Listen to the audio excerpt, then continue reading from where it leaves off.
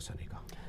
اچھا حضرت، آپ کی جو نمازیں یا جو جنازے وغیرہ ہیں، پہلے بھی نشتر پارک میں غالباً ایک نماز ہوئی تھی، تو اس میں جس پہ بڑا پاکستان کے اندر ایشو ہو گیا تھا کہ اس سے معلوم یہ ہوا، لوگوں میں یہ تاثر یہ جاتا ہے کہ آپ کی جو نمازیں ہیں یا جو عبادات ہیں، جو دعائیں اور معصور ہیں، اس میں آپ صحابہ کرام کے اوپر تبرے ہیں، اور معاذ اللہ اس میں گالیاں ہیں، اس میں اس طرح کی بری چیزیں ہیں کہ اگر وہ لوگوں کے سامنے ہو تو فرقہ اور افتراق بڑھے گا۔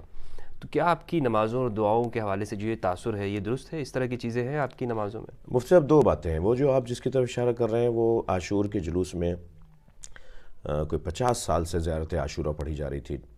ریڈیو پاکستان کراچی سینٹر سے 40 سال تک زیارت عاشورہ پڑھی گئی عاشور کے دن۔ زیارت عاشورہ ہمارے ہاں حدیث قدسی کا درجہ رکھتی ہے۔ اچھا، زیارت عاشورہ پہ دو رائے نہیں ہے شیعہ کے اندر کہ وہ اعتبار میں مکمل ہے، ٹھیک ہے؟ لہٰذا ہم گلا کاٹ دو ہمارا، مار دو ہمیں، جو تم کرتے آ رہے ہو کرتے رہو۔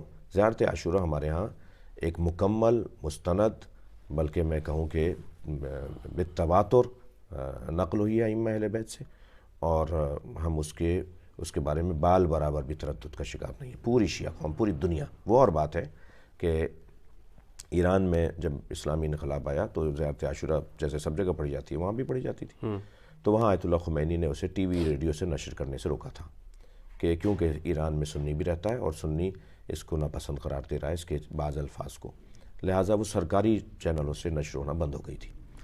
تو میں بھی ذاتی طور پہ اس کا قائل ہوں کہ مائک پر اور نشریات میں وہ آپ اپنے عقائد بیان نہیں کریں کہ جس میں کسی ایسے شخص کا نام لیا جا رہا ہو جسے بعض لوگ صحابی مانتے ہیں، تو غلط فہمی پھیلانے میں انہیں آسانی ہوگی۔ زیارت عاشورہ میں جن لوگوں کے نام ہیں، ٹھیک ہے، وہ انہی لوگوں کے نام ہیں جو آپ کے خود مسلم نہیں ہیں، اچھا، جو آپ کے یہاں معتبر نہیں ہیں اموی حکمرانوں کے نام ہیں جناب۔ اچھا، خلفائے راشدین کے تو نہیں؟ نہیں، اچھا اچھا اچھا نہیں، تو بالکل نہیں ہے۔ آپ آج جا کے دیکھیے گا جن کے نام ہیں وہ یہی ہیں جن کی طرف ہم نے ابھی اشارہ کیا۔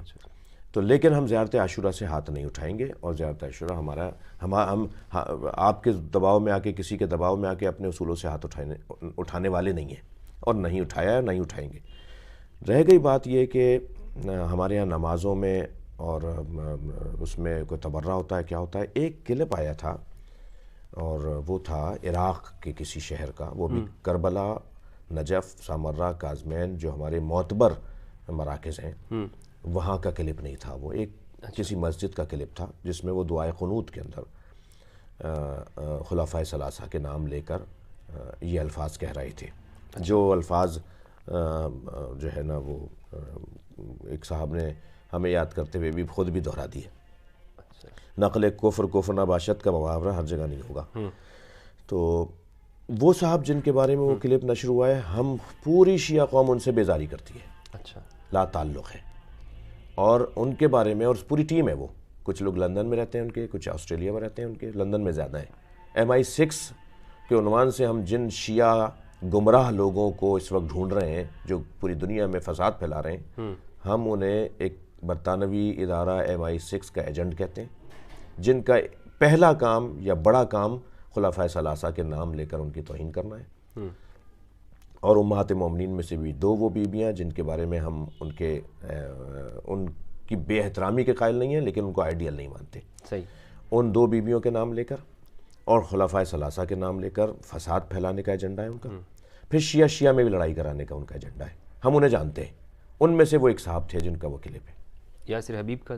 جناب یاسر حبیب کا بھی ہے، ان کے علاوہ ایک اور صاحب بھی ہیں، اور ایک جو ہے وہ توحیدی کر کے ہیں، ان کا ہے۔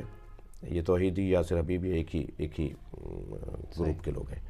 تو اب آپ نے کیوں نام لے دیا تو بہت اچھا ہے، مجھے بھی کوئی عار نہیں ہے، اچھا لوگوں کو پتہ چلے۔ میں نے سنا ہے کہ ایران میں ان لوگوں کے اوپر پابندی ہے، اس طرح کی جو خلفائے راشدین کے علی اعلان توہین کرتے ہیں، کیا یہ بات درست ہے؟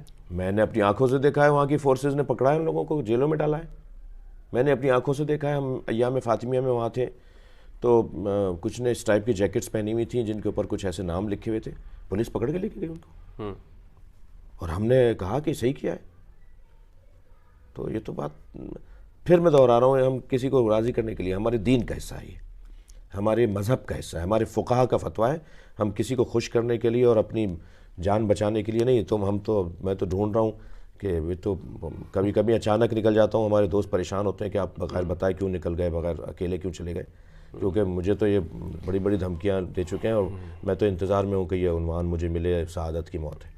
حضرت آپ کے ساتھ پچھلی ملاقات میں ہم بیٹھے،